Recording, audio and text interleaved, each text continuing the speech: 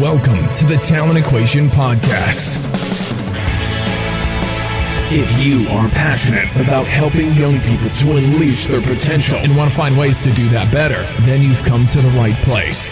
The Talent Equation Podcast seeks to answer the important questions facing parents, coaches, and talent developers as they try to help young people become the best they can be. This is a series of unscripted, unpolished conversations between people at the razor's edge of the talent community who are prepared to share their knowledge, experiences, and challenges in an effort to help others get better faster. Listen, reflect, and don't forget to join the discussion at thetalentequation.co.uk. Enjoy the show.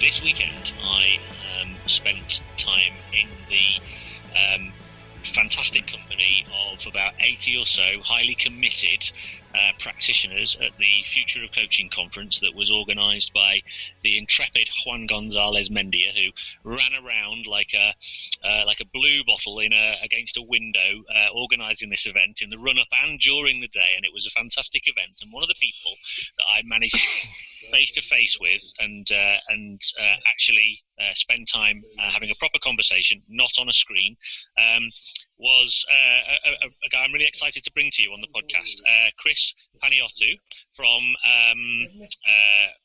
Rush Football Academy over in Virginia in the States. Welcome, family in the background and everything. Welcome to the Talent Equation. Yeah, thanks, Stuart. It's an honor to be on and talk to one of my heroes, so thank you. Well, you have a low bar when it comes to the idea of a hero, but I'll take it nonetheless.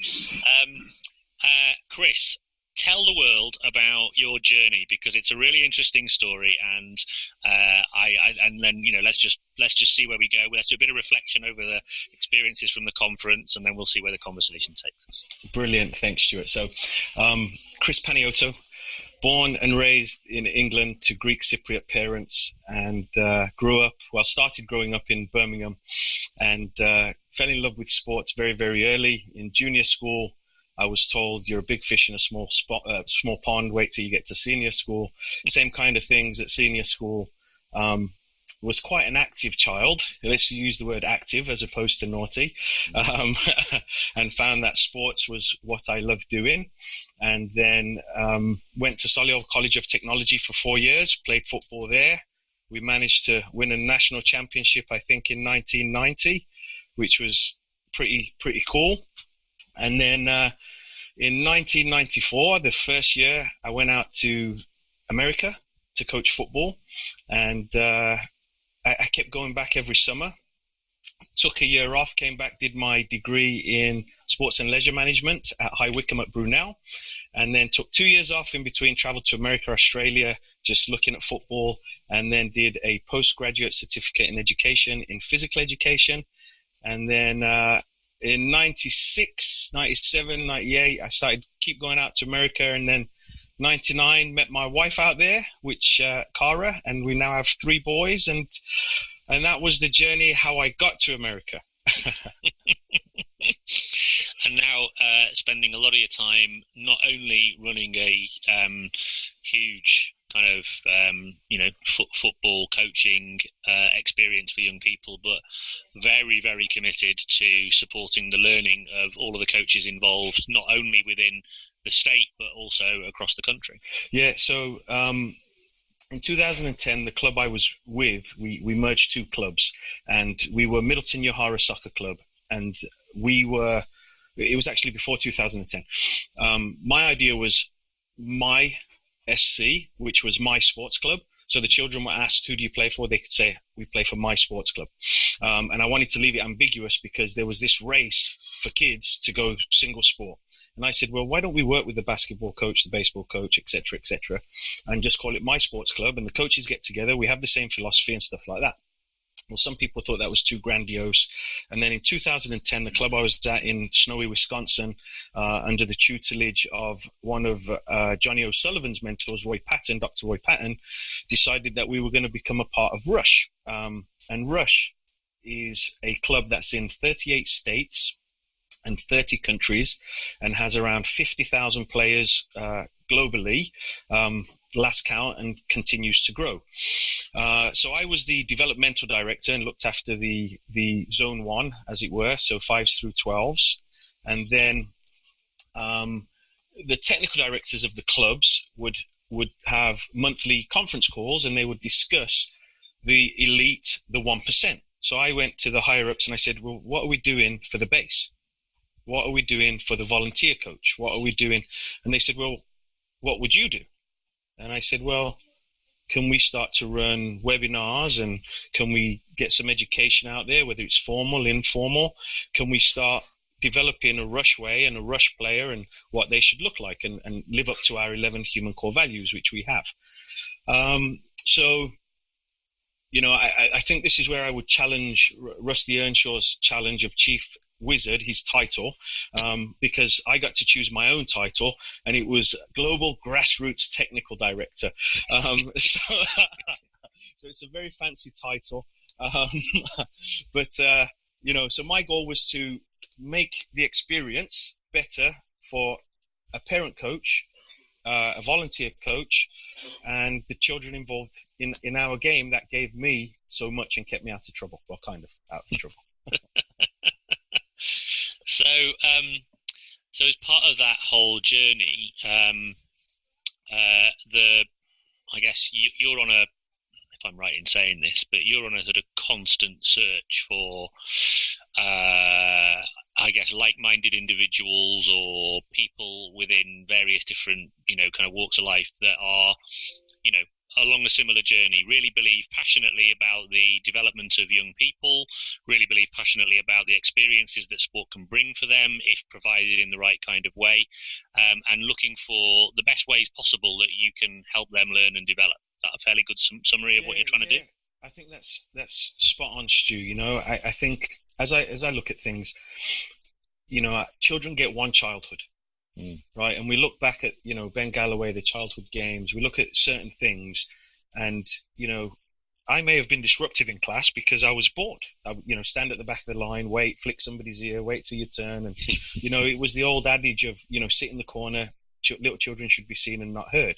But you know, there's an old Greek saying, which is all Greek to me, but there's an old Greek saying that says, "You learn the truth from a child or a crazy person," and you know, children, they say what they see, and they go for it. And I just think that children are brilliant. They're underestimated. I would say they're resilient and brilliant. And I think we have to do everything we can to involve them more. Going off Franklin's old quote, which was, you know, show me and I forget, teach me and I will learn, involve me along those lines, right? Teach me, I forget. I mean, I'm sure you know the one I'm talking about. Yeah. Is involve me and I will learn. Yeah.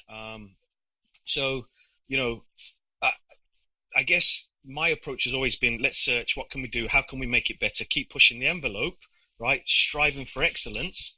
And that was always the goal. So we never really got caught up in results. Of course, we wanted to win, but we were more interested in, you know, having victories with values and medals with morals, which I've heard you say. But just really, you know, giving ownership to the people that are playing it, giving the game back. I love victories with values. That's a nice addition. Sits very nicely with medals with morals. Yeah.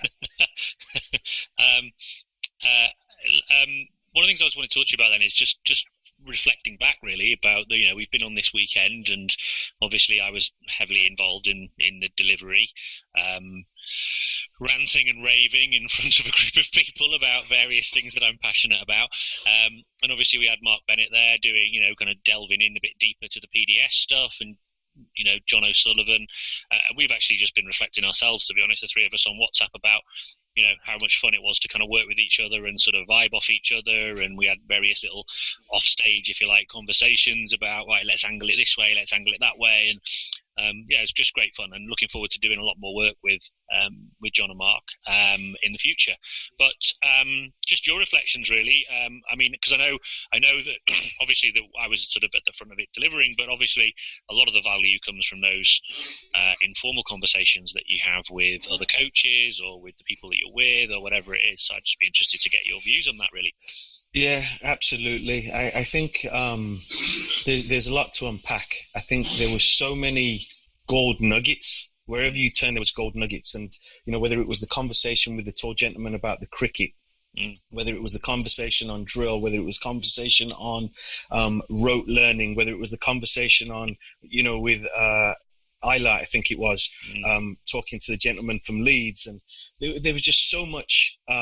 It's kind of one of those things where you wish you could freeze time and pick everybody's brain. And then just like, I wish I could have done that, or I wish I could have asked that question. And I think it was, I loved the way that you've all been guests on my webinar, so I feel honored. And it was kind of cool because one's my next guest. But I thought it was brilliant the way you bounced off each other. And I was interested to see and how one of you put the ball in the other one's hands and built off each other. That's why I asked the question I asked to all five of you, including, Richard Cheetham as well. And I thought you bounced off each other really, really well. It was kind of an improv, whose line is it anyway? But I think it was super the way that you guys bounced off each other. And I thought it was interesting in the fact that I loved, you stood up, you put your presentation on and you went, okay, I've got an hour. I've got 65 slides. I'm not going to go through those 65 slides. I've just not quite decided which way I was going to go. And I love that vulnerability that you delivered there, as if you started with the end in mind, maybe, and you had this picture and your presentation may have changed based on the questions, which I thought was brilliant, which I thought was absolutely brilliant. And I just, Mark was, he was brilliant. He was to the point. He was, listen, I don't use big words. Let's talk about language. Well, what would you do? And he was very thought provoking. And I loved his delivery. And, Johnny's Johnny. I've known Johnny for years and he's always captivates a room. And I was fortunate enough to travel home with two young lads. There's an 18-year-old who's embarking on his coaching journey. And he's studying at Wembley. He's doing a football coaching course in London, I think University of Wembley. And the other lad lives in London, 25-year-old lad, been coaching for 10 years. And about 10 years ago, his father and the 18-year-old lad's father, who's a friend of mine, he's like, we want to send this lad over to America with you because he wants to get into football coaching. So it was kind of a reunion for us, which was lovely. And we chatted about it all the way home. So, their takeaways was the rule of three and how they implement it. And just the child-centered approach, the athlete-centered approach, which is something that I've been trying to get across within our organization for quite a while, which is sometimes met with resistance. The American market's a little bit different, and obviously I've not been in the British market for years, but the American market is seen as if you're standing up, yelling, giving directions, and if you've seen the clip with Will Farrell, throwing the clipboard, it's kind of like one of those, they believe that if you're not coaching, if you're not standing up, yelling, giving directions, coaching the player on the ball, you're not coaching. So some of a lot of the stuff was reinforcing. A lot of the stuff was, again, very thought provoking. I think people, when you asked the question, what is talent? There was a bit of I wouldn't say an awkward silence in the room, but there was a lull. And you had, like you said, 80 people who are dedicated to seek excellence, to deliver a better session for those involved. Yet we were a little bit vulnerable ourselves and didn't really want to speak out on what we thought talent were. And of course, me being who I am, trying to be the rascal, looked up the Wikipedia version and you kind of jumped on me straight away. And maybe I should have waited until after the personality test to see if that was appropriate. But it got me thinking. It got me thinking again, and just, And just going off that little tangent there, and I know we go down rabbit holes on this, and I love it when you go down. I love it when people, and I know it's getting younger and younger in England, where they try and identify talent, or ID-spurg, as you put it so brilliantly. And they go, oh, look, 7-year-old, it's going to be magic. Yeah. Well, when you look at the NFL draft or the NBA draft, these people are 21 and they still don't get it right. Tom Brady went at number 50 or something in the draft. Yeah. So who are we as these talent purveyors or talent gypsies to look into a crystal ball and go, this kid's going to make it? Yeah. I mean, talking to Brady as an example, like probably the greatest of all time, you'd say, not arguably, right? One of the greatest of all time. And like you say, and he was 22 or 23 when he was drafted, right? So he's a fully formed adult, right? And even then, most people missed him. Yeah. And again, it comes back to my thesis of, are we looking at the right stuff? Are we tending to focus more on it? It's interesting, the draft, though, because I thought my conversation with Nick Winkleman a while back really opened my eyes to what the draft is actually all about. I think you think it's a talent identification system. It isn't. It's a talent confirmation system. Yeah. Even then, they get it wrong. It's probably the most expensive talent confirmation system in the entire world. And you imagine you get that wrong. That's a fairly expensive mistake, isn't it? Yeah. It is, and I just, like I said earlier, Stu, children get one childhood, okay? And, maturation is a very personal thing. And they can take off at any time whenever, they get that ignition, and that, it just happens. There's, your early bloomers, your late bloomers. And I just think we have to, it's not one size fits all. It's not prescriptive. I think you have to be very, very deliberate, very careful, and each child's different. I think it was Charles Handy's quote that said, instead of a curriculum, what is needed is a curriculum for each child. And now, of course, there's some provocation and arguments over curriculum. Yeah. Excuse me. Yeah, I mean, it's interesting, the very word curriculum, again, going back to the meaning of words and the importance of words. I only discovered relatively recently that the idea of a curriculum has been perverted. And curriculum's kind of been, people think of a curriculum and they think of something prescriptive and structured and linear. That's not a curriculum. Curriculum is actually more about like a framework, or it's a flexible framework that an individual who's learning can move within and go on a learning journey, and it kind of guides their learning approach. What we've been given in terms of what the curriculum that we think of is linear prescriptive models that assume everybody is an average and that everybody should conform to an average. And we know, I read a really great book recently called The End of Average, which talks about that whole idea about how pervasive the concept of average is, and that the idea that we should conform to some sort of average. There is no such thing as an average human being. They apparently discovered that for a long, long time, fighter pilots were flying planes in seats that were designed for the average human. Well, you and I know there's no such thing as an average human. And when they then began to design the seats so that they were much more adaptable and ergonomic to fit different shapes and sizes of pilots, they got less pilots dying in crashes. Who knew? Yeah. Absolutely. It's funny you should talk about pilots, Stu, because where I live now in Virginia Beach, it's a very military town. And when I went there 5 years ago, one of my first thoughts was, for a military town, it's not very uniform. Okay. So, I could be given a talk on what we, share our expectations as a club, we'd share what we expect of the players, but then I would go on and share what the parents could expect from us as a staff, which hadn't been done before. And, I would be... There'd be guys coming in their jumpsuits like Top Gun, and I'm like, is this fancy dress? Is this what's going on here? And, you'd have a Navy SEAL looking at you going, okay, I can kill this guy with a toothpick. How many ways am I going to do it? So, but, the support and the infrastructures that have been made has been brilliant, and I think it's amazing when you talk to people and you let them know, hey, these are my thoughts try not to go, well, in my 28 years of coaching experience, I say, okay, we're on the same team. You want what's best for your child. I want what's best for your child. how can we get there together?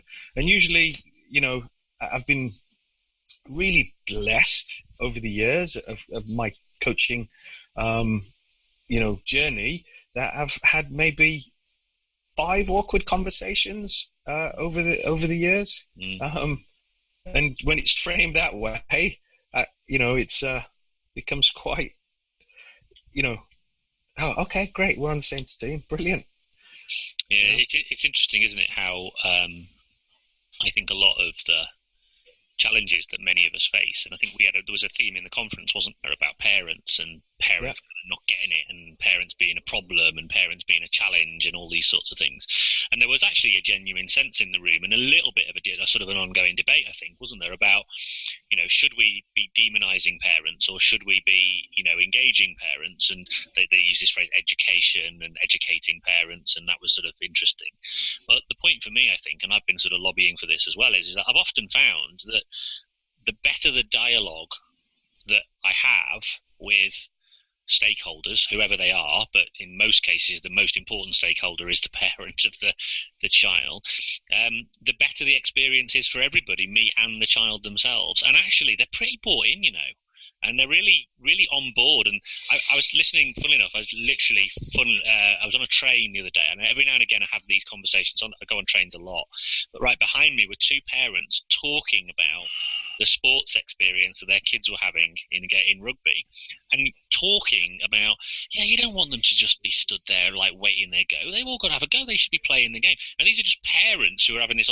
Now, what's brilliant about it, I mean, it's all I could do not to jump into this conversation, but I just sat there listening quietly, and it was just fantastic to hear that there's actually quite a lot of people out there, I think, who intuitively kind of understand some of the things that we're talking about. And I think we perceive their negativity wrongly. It's actually just coming from a place of misperception often. Yeah, absolutely agree, and I think, just to build off that, in America, for sure, you've got the parent who's the consumer and the kid that's the customer. And sometimes the parent wants more for their child than the child actually wants. So I would, the parents would come to me at times and I would say, well, how does Jimmy feel about this? Oh, we've not spoke to him about it. Maybe that's a good starting point. Yeah. Because, and I tell them, be careful what you wish for and stuff like that. And I love, I think we do need to engage the stakeholders. One of my roles at Virginia Rush, not the global position, but the local position, is parent engagement and parent education. So, about 4 or 5 years ago, and I don't know whether I sent it to you, I wrote a little poem, and it was called Football Done, and I'm happy to share it with you. And I had the help of somebody that put it on, they put it on YouTube, and it was just talking about, the car ride. It was talking about confusion on how kids feel when people are yelling. And that came from my disillusion one September or October, being at a tournament where, people think that's a license to behave badly, So my middle son, Anthony, has just started doing wrestling this year. Right. So he comes home and I said to him, so how was wrestling practice? Dad, it was great. Okay, brilliant. I said, now when you practice these wrestling techniques, I said, do you do it in the air against no one? He says, no, I have an opponent. I says, when you play football, when you're practicing technique and patterns, what do you do? He says, sometimes we do it without. I says, well, how do you think wrestling would go if you didn't have an opponent and you were doing these techniques on no one? He says, I'd probably win all my matches, Dad. He says, but I wouldn't be very good, So, and as a sports father of 3 boys, and I would consider myself not green behind the ears when it comes to football. I don't say much. All I tell the boys before they go out and play, my own son, is have the most fun, be the hardest working player, and be the best teammate you can be. And that's the only thing that we'll say before the game. And then with wrestling, I don't know enough about it. And I'm sitting next to wrestling mums who are shouting, get off your back, get him off you. And I don't think any kid, whatever the sport, wants to be in that position per se. Yeah, I love it. The idea that they're lying there, they've got somebody on top of them, and they go, "Do you know what, Mum? I've never thought of that. I should get off my back." Oh yes, God, I'm so pleased that you said that for me, because otherwise I wouldn't have known what to do. Yeah. Then I'm there thinking, what do you think I'm trying to do here? Yeah. So it's been a learning curve. So he was in a match the other week, and he actually got dropped right on his head, and I'm like, that's it. I'm done. I'm not watching anymore. So it's just very interesting, right? And how other sports train, and being in the position I'm in with my global position, I get to speak to experts like yourself. I get to talk, and we get to speak to people like Ken Martell from USA Ice Hockey. And I try and go cross sports, and we've had the pleasure of talking to Nick LeVay. And I think the issues that we all face, I think there's similar issues across the world. Yeah. Within coaching. Yeah. Well, in terms of the States then, listening to John, and, there's a lot of people now in the kind of space talking about, fairly similar challenges and problems. Do you think it's to do with the economics of the sports context? Because there is this, like you said earlier, there's this almost transactional relationship between essentially a parent wanting to buy a service from a coach or a club and expecting the product to meet their view of what the product is, but then what's delivered in their eyes is not what their perception of what they've bought, and that's where often things break down. Is it an economic problem? Yeah, well, I think there's a couple of things there, right, Stu? Economical and transactional, right? And we'll start with economical. So our club has many facets. So we have the recreational portion, which is $85, say, from September to November. Right. And that's parent volunteer coach. Right. So now you've got a 3 or 4 year old child who's coming into the sport for the first time. And I know that 3 year old kid has not gone up to mum and dad and said, sign me up for soccer. So mum and dad have figured, let's get them in. Okay. So now the kid comes into the sport, the child comes into the sport at 3 and 4 years old. Yeah. They have a volunteer coach, or sometimes it's a voluntold coach, right? That I've had to twist their arm and say, come on in. And a 3 year old child, as we know, Stu, has the locus of control, and they may not want to join in.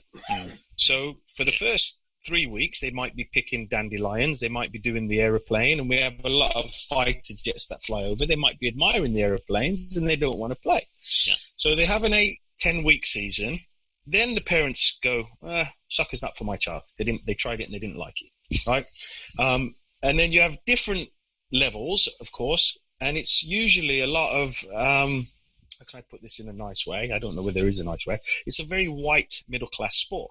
Sure. It's not really an inner-city, multicultural sport, And I'm one of the reasons why, right? Because I draw a salary and I make a salary. It's not as accessible, or as it should be, or as we've tried to make it. So that's on the economical stage. Now, Tim Schultz, who started Rush 21 years ago, he's a guy that thinks big. He wants to be bigger than Barcelona. Yeah. Right? And I love that ambitious vision, right? Talk about the slogans that we talked about at the conference. His should be just did it, as opposed to just do it, and he wanted to have a Rush team comprised of all Rush players playing at the highest level, being pro, and we're getting closer. I asked him, I said, Tim, let me ask you this question. How many of our Rushes are actually based in a city? He said, Chris P, that's a great question. I don't know the answer. So that's that, right? As far as transactional, I think, people come, they pay, and they expect what they expect. But I think that it doesn't need to be transactional. It can be transformational. And I think it can be transformational if we engage the parents, engage the players, all the stakeholders, as you said earlier, and find ways. Okay, so and just really find a way to collaborate, to co-create, to let people know, hey, this is what we're about. This is what we're going to do. Your child, if they come into our School of Excellence Academy program, which is one of the programs I run, there's going to be times where it's not going to look like football. There's going to be times where it looks like chaos. There's going to be times where they're playing tag. Well, tag's not soccer. There's going to be times where there's going to be hidden learning, where we're playing red light, green light, for example, but your child has a ball. There's going to be times where your child's going to have to manipulate the space they're in and not dribble around cones. So if you're waiting for them to do 500 keepy-ups and us to just do rote learning, a constant practice which requires no thinking, you're going to be very disappointed. And I tell them that. I tell them that up front. We may not be the program for you. Just like Southwest. Southwest is, one of our mottos is we're going to have fun. Somebody didn't like it that the air hostesses are having fun or the air stewards are having fun, and they wrote a letter to the CEO. The CEO responded, "We will miss you." So it's having, it's being brave and having that conviction, but also finding the balance that, you need people to come in to keep the doors open and so on and so forth. But, we really want to make the shift to be transformational as opposed to transactional. Right. So I spoke about this player-centered, athlete-centered concept and said about, kind of being piggy in the middle, I suppose, which is, the fact that we feel this tension, don't we, between providing the young people with an experience that they want, but it might not have the kind of nourishing learning involved in it that helps them to kind of develop on their journey, whatever that is that they want to do, versus, doing what they need or we think they need, which is, seeing this kind of, very developmental approach. And I think a lot of that tension, and the reason those of us who are aspiring to be more player-centered, is because player-centeredness is in the eye of the beholder. Most notably the recipient, but also often like the other stakeholders. So the parent, for example, might look at what we would consider to be a player-centered coaching experience, which could look quite chaotic, but there's an enormous amount of fun taking place. So those young people are getting an experience that's very much aligned to what they want, but it wouldn't be perceived by the parent as being something that they need. Now, for me, I think one of the challenges here is there is a big issue, I think, with expectation of almost like every waking hour that a child has, they should be learning something or being better at something. So this is why we have kids who have got the music lessons and the gymnastics and the this and the that and the other. And so that's one of the challenges I think a lot of coaches are facing at the moment. I hear this a lot, where they feel the need to respond to that desire by a key stakeholder parent who is also a salary payer to a certain extent in terms of the fact that they're forking out, versus what we know to be the experience for the child, which is going to keep them involved in the sports participation experience, and trying to somehow navigate and get parents to understand that is a real challenge. And so I do like actually what you've said there a little bit, to use like Southwest Airlines as an idea, which is to be brave enough to say, we're here for this purpose, this is our philosophy, this is our why, if you like. Yeah. I talk about selling the why a lot. This is our why, and we're more than happy to engage you on that. If it's not for you, that's okay. By all means, go and have as much of the other stuff as you want. It's just not something we're going to provide here. Yeah. And I think that's I guess it takes a bit of a leap of faith to do that, doesn't it? Because you might lose some people on the way. Yeah, it does. And you do lose people along the way. And, when I first went to Virginia, the School of Excellence program, had 120 players, which was children as young as 5 up to the age of 12. Mm-hmm. And, the children would show up the staff would show up at 5:15 for a 5:15 start session, and the children and the parents would show up at 5:25. So I was receiving emails prior to even coming here about the program and people not being happy. So what I did was I said to the parents at the beginning, I laid out the expectations. I told them my philosophy. I tried to relate it to the Rush philosophy. Talked about the age group characteristics, and I said to them, does anybody here know when a female soccer player peaks? People are shouting 10, 11. I'm like, well, it's actually, research shows that it's the ages of 17 to 21. I said, so we have a long time for the girls to get going. I said, and on the male side, again, of course, women's best friend is a diamond, man's best friend is a dog. Men are, again, a little bit slower, 27 to 32. I said, so we have a really, really long time. And I said, and learning is a very messy journey, and it's a journey that people embark on their own. I said, how many of you here have multiple children? Hands go up, and I say, okay, how many of your children are copy-paste and are exactly the same? Well, no, none of them. I said, so guess what? It's going to be that way. You're going to try and compare your child to somebody else's child. I said, that's no comparison. Some children are going to bloom early. Some children are going to bloom late. So, it's being brave, having that conviction, but also sharing it and backing it up with research, being open and honest, having questions 24 hours, 24/7. We also tell the parents, we ask that we let them know that our coaching philosophy, for training session, if there's a ball involved, we tell them that the ball's going to be rolling for at least 75% of the time, which is something I changed as well when we went. The other thing we said was, when your child is on the ball, we're not going to coach them. We are not going to coach the player on the ball. We're going to coach away from the ball, around the ball, and we're going to let the children make their own decision.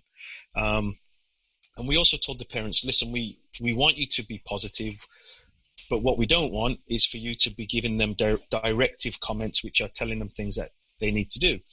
And I said, and if you have an issue with a coach or myself, please give it 24 to 48 hours, because then that way you're coming from a place of rationale as opposed to emotion.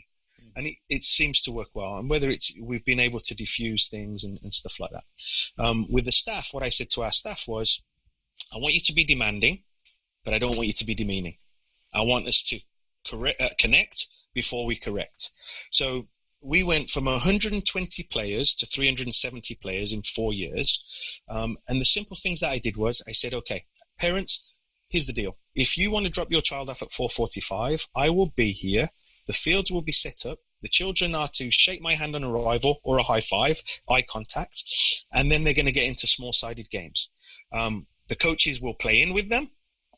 The coaches will only coach if they are playing in with them. And we're going to say that there's going to be no more than 4v4, right? So we really flipped the culture on its head, and parents were saying, what did you do to my kid? My kid is telling me to get off the couch and take them to training. So we always start every training session with mixed play, free play, and then we tell the children, if the game's good, we're going to let you play. We're going to continue to let you play. So we'll often bring them in and go, okay, tell us about your game. What was good?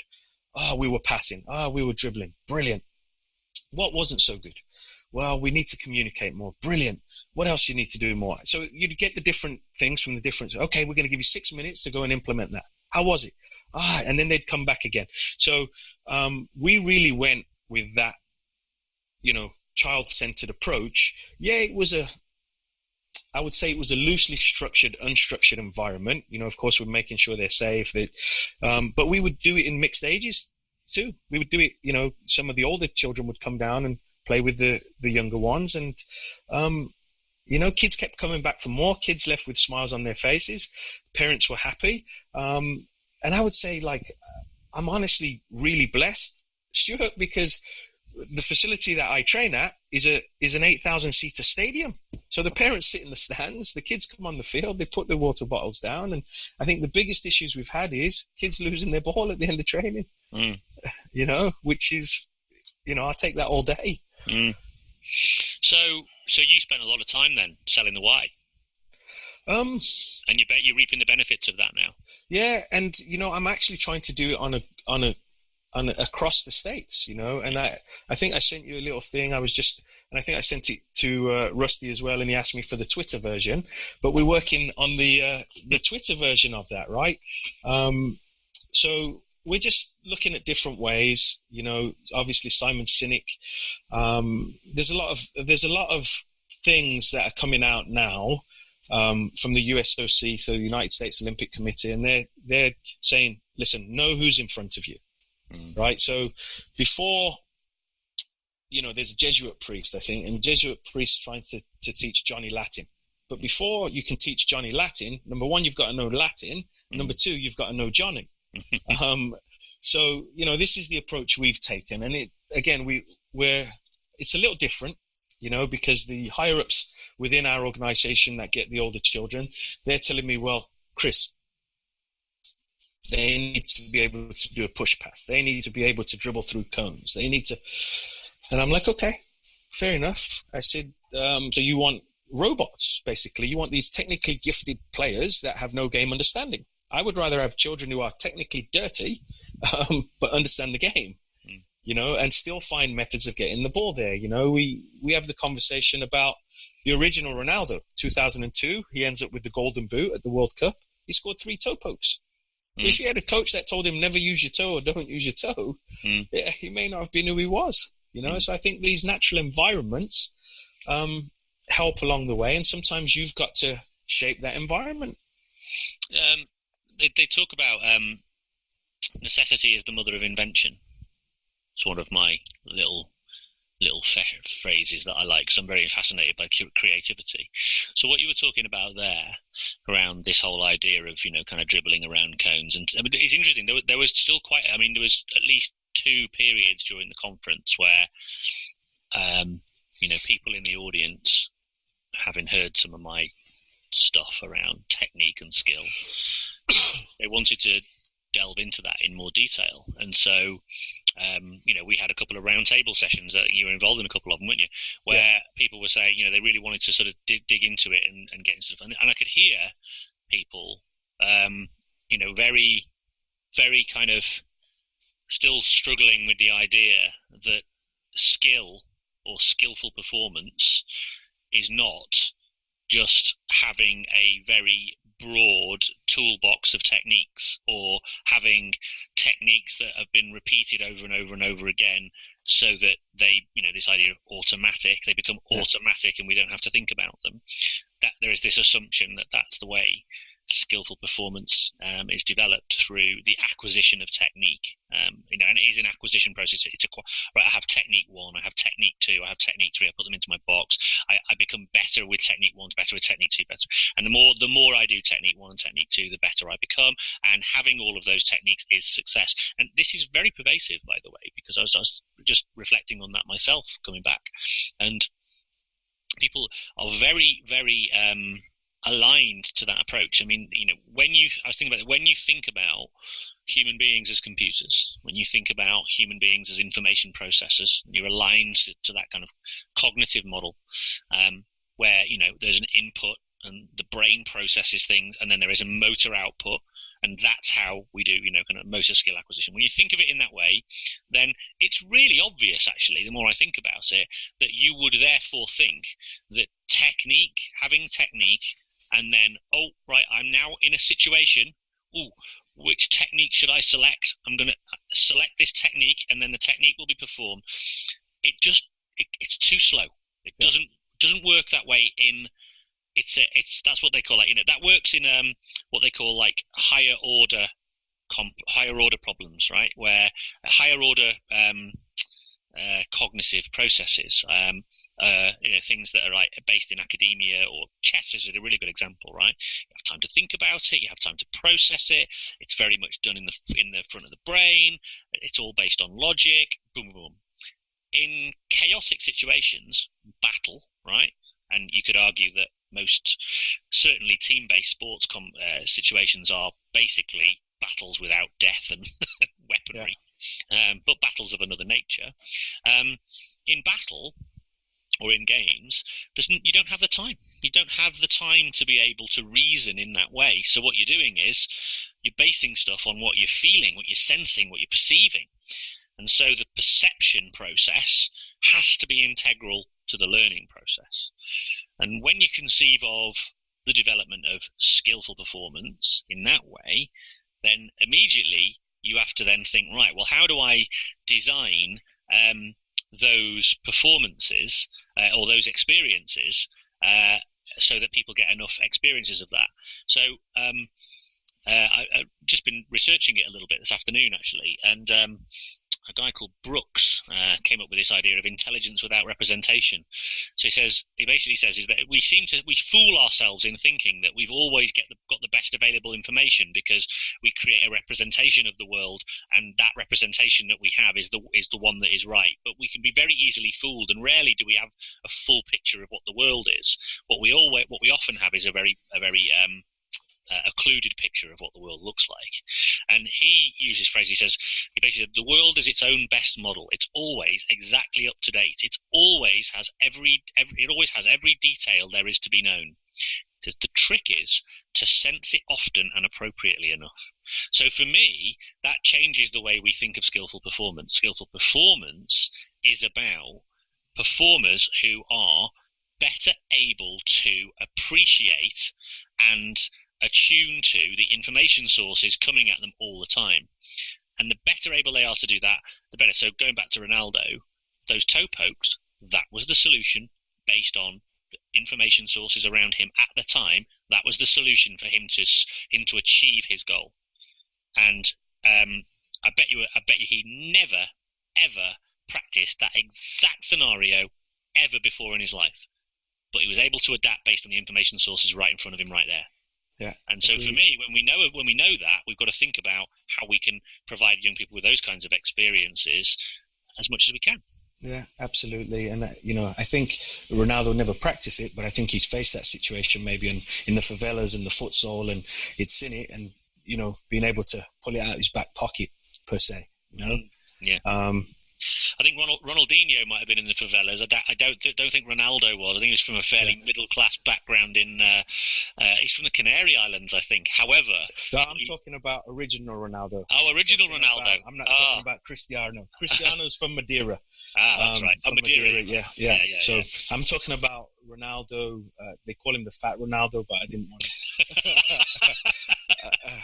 I know which one you mean. Yeah. Yeah. So I just think it's really interesting there, Stu, what you were saying, and I'll have to get that quote from Brooks and get the End of Average Author off you another time. But so for me, one of the quotes I've used for years is, if you remember when you were young doing jigsaw puzzles, yeah, did you just get the jigsaw puzzle out, smash it up, put it on the table, and then try and do it, or did you look at the picture? Yeah, well, I'd only look at the picture once I couldn't quite work it out, but obviously the picture would give me an idea of what it was I was trying to achieve.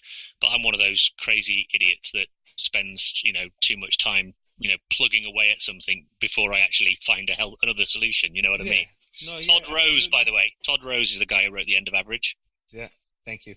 But jigsaw puzzles, they're easy to do when you can see, it's like Stephen Covey's, start with the end in mind. Yeah. I don't know how many children that we're going to get through our program that are going to end up professional. My hope is that they become lifelong engaged participants of the sport. Is that grandiose? But that's the way I look at it. It would be a bonus, if they went on and played pro. It would be a bonus if they became future coaches, because of the experiences that we've given them. I think my background comes a little bit from, in my last year at senior school, my games teacher, Andy Frapwell, he embraced the national curriculum, right? Yeah. And that was that. And then when I went to college to do my postgraduate certificate in education, Andy was my lecturer, and big at that time was teaching games for understanding. Right. So that helped shape, who I became, and I always found that a lot more fun. So everything that I tried to do was based around the game, small-sided games. Was it 2 against 1, 1 against 2, and finding different ways to challenge players. We had this very, very gifted young Japanese boy in Wisconsin some years back, and nobody wanted to play against him 1v1. He was technically very clean, and he found different solutions for the different moments. So we would make him play 1 against 3, and he loved it, and then we kept him at his own age group, and then we'd bounce him up 2 years for training, but then back to his own age group. So his main diet was his own age group. But he's a little fella, and I'll send you a picture later on. But he made it into the national setup, and he's a 2002 birth, and he's surrounded by giants around him. So it's interesting, right? And I've always been, child-centered, player-centered. How can we do it? What can we do better? And just a couple of, last year, I got this boot bag, and I'd say to the kids, it's like match attacks, and I'd say, okay, write down which player you are, write down your super strength, and put it in the bag. And then the kids would all put their player in with their super strength, and then I'd mix them all up, and then the kids would come in and pull one out the bag, and the kids would be like, yes, I'm Ronaldo, 99 attack, 4 defense. And that's the player that they would have to emulate. And then they would pick them out the bag, and then they would go on teams, and they would look to see me come in, and I would show up a couple of minutes late out of the office into the stadium on purpose to see if they've managed to set their game up. But you could see the kids looking around the corner to see, and they'd be to each other like, they'd be like, he's got the bag, yes. So they knew what was coming, My little bit of an issue is, Stu, I feel like maybe I've gone too far the other way, where everything's a game. And there's moments where I'll pull out children who are struggling technically, right? And then I'll show them the technique, and I say, see that wall over there? Go try that. How does that feel? And then we look for it, and then they go, coach, it's better. And then, okay, well, what did you do that was different? Oh, well, my heel was down, my toe was up. Okay, good. Is there any other way you can get it there? I tried my toe one time, and it got there. Okay, brilliant. Okay, what about the outside? Oh, brilliant. So, kids are exploring. And they're coming up with solutions, and you know what? It's not the conventional, you stand here, you stand there, and let's pass back and forth. And then they get back into the game, and then they're off, they're away. So the difference there is that there's a real nice element of non-linearity to what you've just described, which is a problem has been discovered that the athlete themselves is either not aware of or doesn't have a solution for. And that's where we as coaches can draw their awareness to the fact that they aren't able to, that they maybe just make them aware of the fact that they may not have been able to, they've performed something that is suboptimal, let's say. And if they are, so firstly, it's about raising their awareness. Are you aware? And then if they are aware, but they aren't able to then self-diagnose and self-problem solve, then we can say to them, do you want some help with that? And then you can choose which way you go depending on the time you have available. So there's a range of methodologies. One could be what you just described, which is try this. Here's something for you. This might help, right? That's a way that is a way of doing it, because sometimes you just don't have the time to be able to do a guided exploration process. If you've got slightly more time, then you might decide to, or you might just decide to do this. You might do a more guided discovery, guided exploration process. So you might say, what available options are available? What options are available to you? What did you do? Right. What else could you do? So they could then begin to try and discover some stuff. Or the other one is to purely say, is to go down the road of saying, right, what's the task you're trying to achieve there? Right. So that's the moment in time that you were looking for. Right. Now let's together work out the different ways in which you might be able to do that, and then you can decide for yourself which of those that you're going to use when you go back in.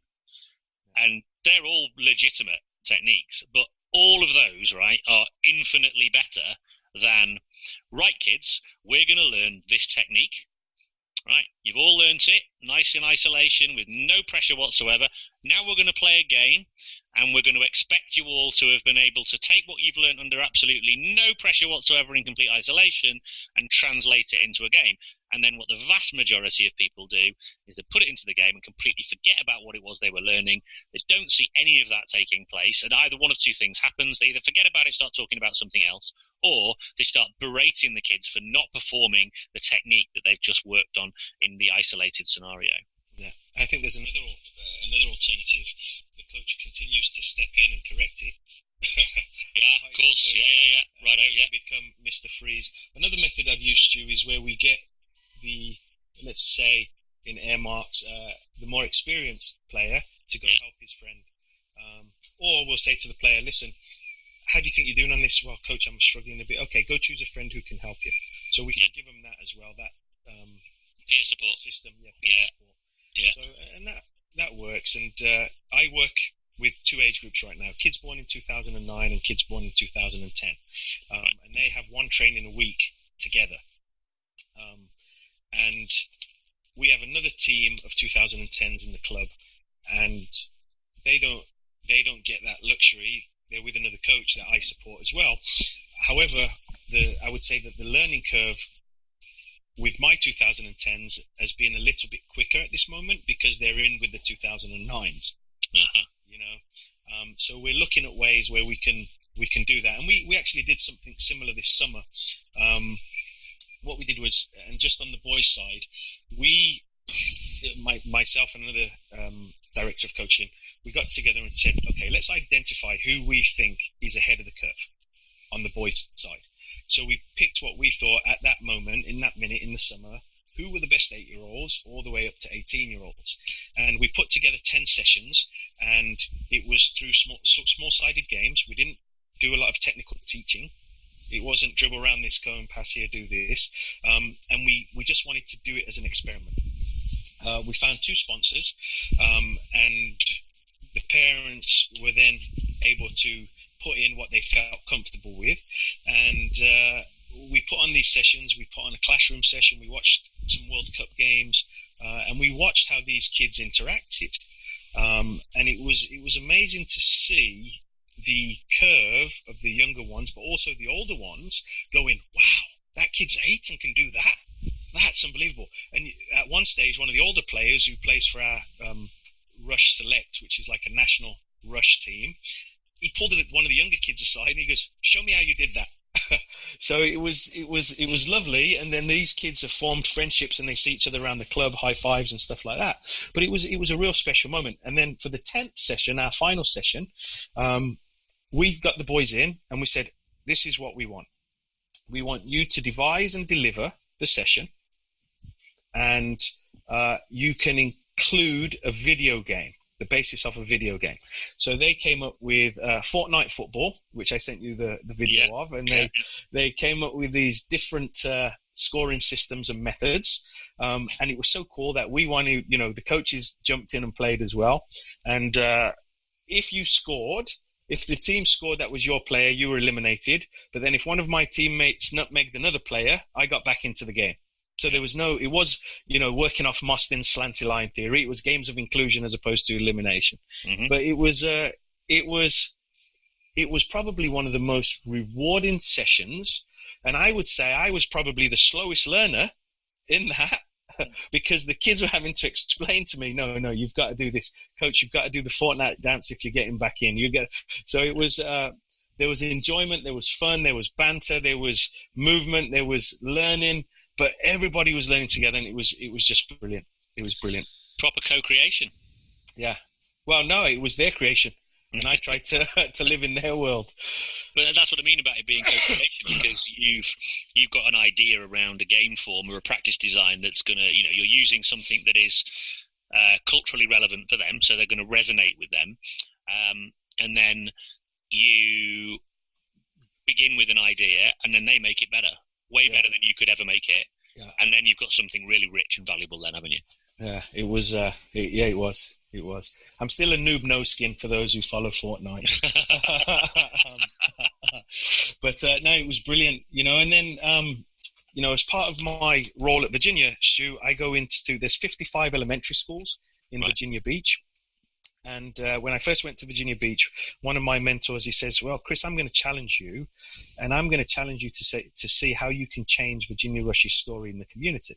How can you be ingrained in the community? So where I'd come from in Madison, Wisconsin, Middleton, Wisconsin to be exact, there was only 6 elementary schools. So that was very easy, right? I would do an after-school program. I would do a free program, and it would be an introduction to football for the children. They'd come in, and I would introduce them to, silly games. And again, sometimes it didn't look like football. It would depend on the age and the stage of development the kids were in, and we would try and put on a session that look like football, and introduce the children. So Virginia Beach turned out to be a little bit more of a challenge because as I said, there's 55 elementary schools. Well, we started this program in 2016. We've visited 42 of the 55 elementary schools. We've done over 85 visits, and we've probably coached and taught over 80,000 children in this time. About 8 or 10 years ago, I decided to eliminate the word don't out of my coaching vocabulary, and I started to look for to praise and encourage the behaviors that I wanted. So, for example, I'd say to, hey, Stuart, great job. Thanks for standing up and having your foot on the ball and your shirt's tucked in. Looks like you're ready to go. And invariably, what would happen is the kids would want to please. So I wouldn't have to correct anyone. I would just have to praise and encourage the behaviors I wanted. And it was amazing, the shift. It was amazing, the shift in the children. So, having listened to your podcast with Mark Bennett, I tried to introduce the power of three into the PE lessons, and the staff and the kids were all over it. So we were going in, and I remember going into a school, and the teacher turned around, she goes, Coach P, this is absolutely the worst 4th grade class you will ever see in the whole of Virginia. I'm on my break now. Let me know if you need me. So I bought in this, and there's 100 kids. You're not going to see me for the next hour. Yeah. So there's 100 kids, and I turned around and I said, are you guys familiar with first impressions? And they're like, yes, it's when you first meet somebody and stuff like that. I said, okay. I said, how did that make you feel, out of interest? How much of that was accurate? And they're like, she was fair, I said, well, you get one first impression with me. And I took a leaf out of, I can't remember the film where the teacher goes into this very bad school and I says, listen, if I could give you an A, you start with an A today. It's up to you whether you keep it or not. And I said, and we established what was unacceptable, acceptable, and exceptional. And I said, if you can be in the acceptable to exceptional stage for most of the lesson, we are going to do the mannequin challenge at the end of the lesson. Right? For those of you that don't know, it's when you video kids and they look like dummies, right? Or mannequins. Yeah. So the kids were absolutely brilliant. The levels of engagement went through the roof. So, of course, I delivered on my promise of the mannequin challenge. And the teacher turned around and she goes, what did you do? What? And the kids loved it. And, but through this program, like I say, we've been able to introduce positive coaching and introduce children to our sport in a positive environment. So the goal is to be like bingo and get the other schools, which I'll try and hit when I get back, January, February, March, and try and get that full bingo board to the schools and stuff like that. So it's fascinating though, isn't it? Because you talk about what's the difference between coaching and teaching, and I do think there are so many. I do think. Oh yeah, you can't hear me. There you go. You can hear me better now. I forgot to put my thing down. I do think that that difference. Talk about that sort of difference between coaching and teaching, and I do think there's so many. Just what you talked about there about throwing in the UAEs around, kind of what is accepted, and just getting the kids to actually articulate what would be exceptional, what would be acceptable, what would be unacceptable, and actually holding them accountable to what it is that they're after, what is there. And I frame it slightly differently from the way Mark does. I always frame it from like, what would an amazing session look like? What would an amazing session feel like? I actually throw it back to me as a starting point. What would you expect from me? What do you want? What would be excellent for me? What's the UAEs for me? Because I don't want them just to think it's from me to them. So it's like, how would I be exceptional? How would I be acceptable? What would be unacceptable for me? Oh, okay, so now we got that. What about on you then, right? So so first of all, they can hold me to account, which is something that Alan Keane talked about quite a bit, and then throw that back to them, like what would be what's it for you? So now we're co-creating what their expectations of me are, what my expectations of them are. But like you say, that's so powerful, isn't it? Because they've probably never had anyone do that before. They've always only ever had a teacher as an authority figure saying, "This is my expectations of you." And so then it's a compliance model. It's not a like you said, a co-created code of behavior between the adult and the coach or teacher and the participant. And now all of a sudden we're equals. That's really interesting. So, but I love the fact that you've gone in there and you've got a teacher of considerable experience, but clearly, quite clearly got some limited issues and beliefs and all this stuff. Who's gone, wow. how do you do that? I mean, that must feel like an amazing thing from a coaching standpoint. Yeah, listen, it's lovely, right? And it's lovely to see the children succeed, right? Get some success. And, you know, you can define success in different ways, but it's been so much more than just football. So we went into a school, there was a child, and the PE aide says, this kid's, you know, terrible, you know, in some sort of words. But this child came in, fist bump right away. And I said to him, hey, I've got a feeling that you are going to have your best PE lesson ever today. And I says, and if you do, I says, I may have a little something for you. If you can tell me that you gave your best effort and you had a great attitude, I have something for you for sure. And I says, but we're going to be honest. He's like, okay. Well, the kid went on. He had this brilliant session. I gave him a ball. I gave him a T-shirt. So the boy sends me a letter. It turns out that this boy was homeless, per se, right? Living out of something or other. But he wrote me this lovely letter just saying, and I gave him a nickname. And I was so proud of that moment, right? One of my proudest moments, because this little boy, second grade, wrote me a letter, thanking me for the ball, thanking me for the T-shirt. So a couple of days later, I go home and I'm telling my own sons about it. And I'm like, so there's this little boy, and the note's in my bedside table at home, right? Close to my possessions and all that, my dearest possessions. And he's telling me what a difference I've made, but he made a difference in my life, you know, just because of his positive outlook and the cards he's been dealt. And my kid's like, well, Dad, if he's homeless, you know, we'd like to put together some of our clothes. And so we put together a big bag of clothes and we took it. And then my boss was kind enough, we were changing sponsors from Adidas to Nike. So we donated 80 footballs to the school as well. And every child within that school, from the kindergarten to the 5th grade, wrote thank you letters. You know, so it was just a moment of you know, awestruck to see what a difference that we could make just by giving these children a little bit of time and attention and coaching in a positive manner. It was, you know, I go grocery shopping now in Virginia Beach, and they're like, look, mum, there's Coach P. Mm-hmm. And as I was flying actually from Norfolk to Washington, I sat next to a Brazilian lady who has children in our program, and her kids were behind, and her mum goes, Mum, he visited my school. And I said, okay, what school do you go to? And she told me, and I said, yeah, your PE teacher is such and such. I said, what did we do in the lesson? And then she said, well, you worked on levels, and you gave us the first 2 levels, and then you said that we had to make the 3rd level for ourselves, and we had to work together as a team. And it was just, you know, it's just those moments, right? It's just those power of moments, you know, Chip and Dan Heath, a little plug for those fellas.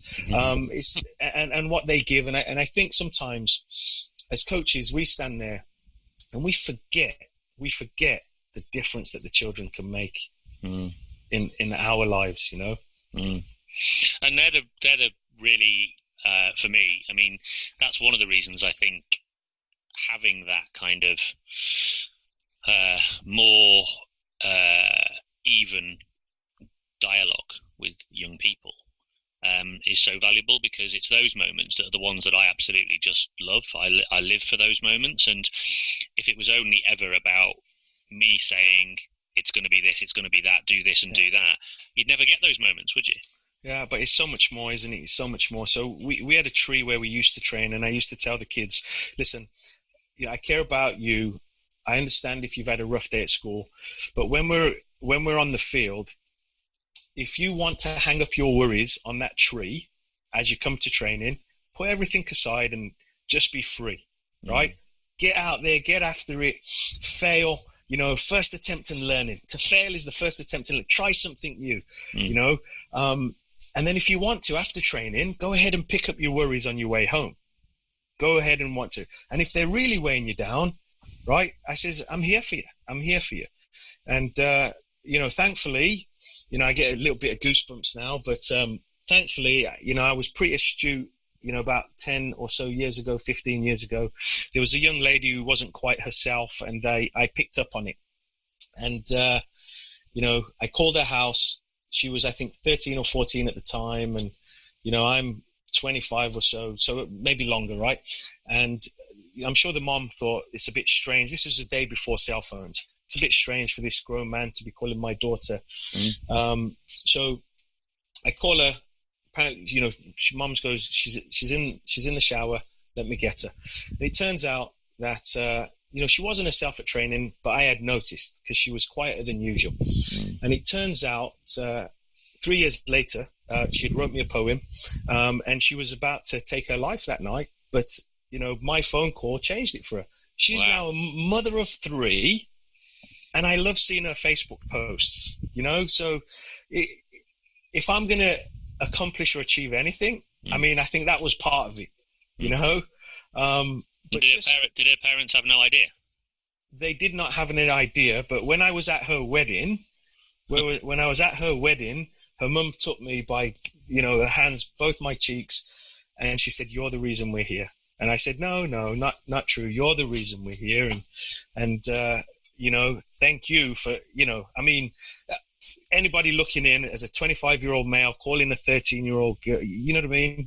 They like, you know what? No, we trust this guy. He's got the best interests of our children at heart and stuff like that. So, the fact that I was at her wedding, she's got 3 kids. Her kids, she texts me after, she says, and she used to come and help me coach, so she started on her coaching pathway and stuff like that. And she goes to me, "Coach, I don't think I can take it. My daughter's just been in a session and they've got them dribbling around cones."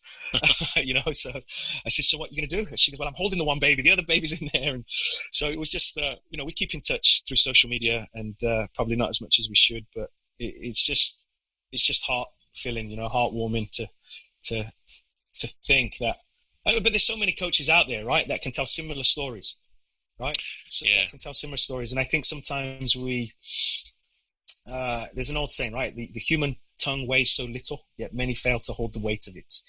I don't think we realize how destructive our words can be, as coaches. And whether it's said in jest or, a lot of people, I think, coach with sarcasm, and we don't realize sometimes the damage that we do.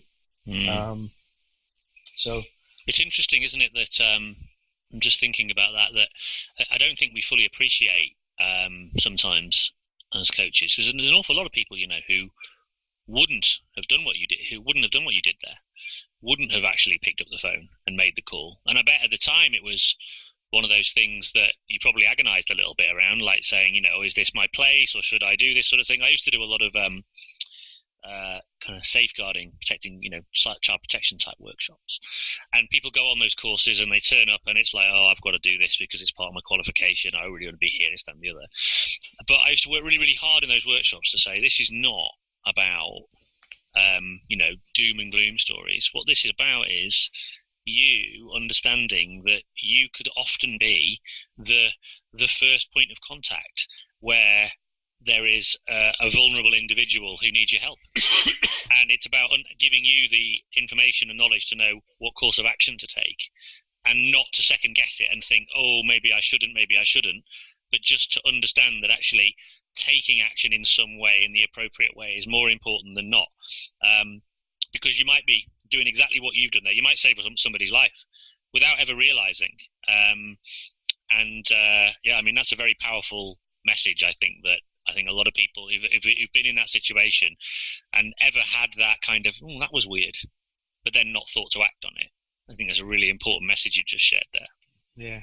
It's a happy ending with this one, right? When we look at, so many of the things that are going on and social media, and, it was the right thing to do, and maybe it would have been a text in these days, but, I'm still old school. I still write handwritten thank yous at times, and I love face-to-face conversation. And if I can call on the phone, I'm going to do that, as opposed to, some values you don't lose, and as I said, growing up to Greek Cypriot parents and being brought up, not dragged up, and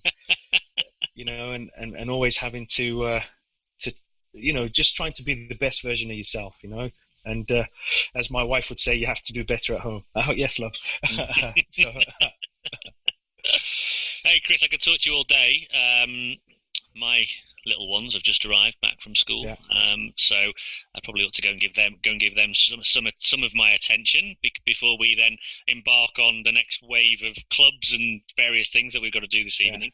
I know you're heading back tomorrow, back to the States. So you're doing some amazing work over there. Thank you. Keep it up.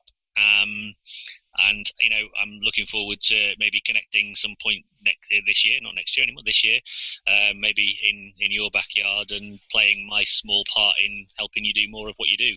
Yeah, we'd love to have you. And I can. I'm on Twitter, not very good at it yet, but I'm at VARCHRISP, and I have an email that I'll share with Stu, and happy to help any way I can, and just love learning. And Stu, I'm really honored to be on the podcast, as I said, and you've had some wonderful speakers and very eloquent. So I apologize for the ratings going down this week. The podcast is only as good as guests, Chris. Yeah. And as I've always said, as I said before we even started recording, the whole premise of the podcast was to essentially, practitioners coming together to share experiences and to have a good old chat about coaching. And this has been one of them. And so I absolutely thank you for your contribution. No, thank you. And I look forward to listening to the next one. And I'll try not to listen to it at 1.5 speed. Right, all the best.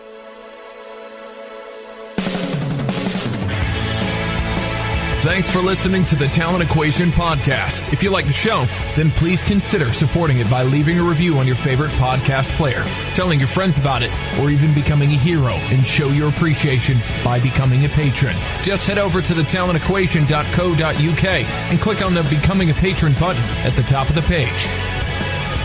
So there you have it. Fantastic conversation with Chris there. Chris, thank you for coming on. Great to meet you in person at the conference, and great that we could get a conversation off the back of that and explore a little bit about what's happening over there in Rush. Some really great nuggets in that conversation. I took a load away from it. For me, one of the big ones was this idea of let's eliminate the word don't from the coaching vocabulary and only emphasise the positive. Definitely something that I've been doing myself for quite some time, and it is, Chris is absolutely right, it's super powerful. The other thing that was really interesting is the poem that he wrote. It's available on YouTube, and I'll link to it in the show notes over on the website. So if you are a subscriber, you'll get that into your inbox. And if not, you'll be able to see it in your feed on iTunes if you're a subscriber to the podcast as well. Some really great stuff in that. Victories with values, absolutely love that as well. That's a great way of reframing the whole winning competition space. Really, really interesting.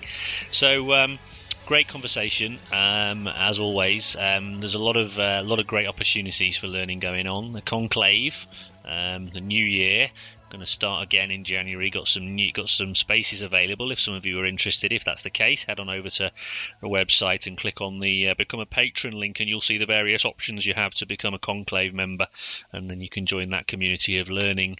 And there's some great people on there, and they're prepared to get vulnerable and share their experiences and help each other with their solutions. So look forward to seeing a few people on there. In the meantime, have a great week of coaching, and remember, let's ditch those drills.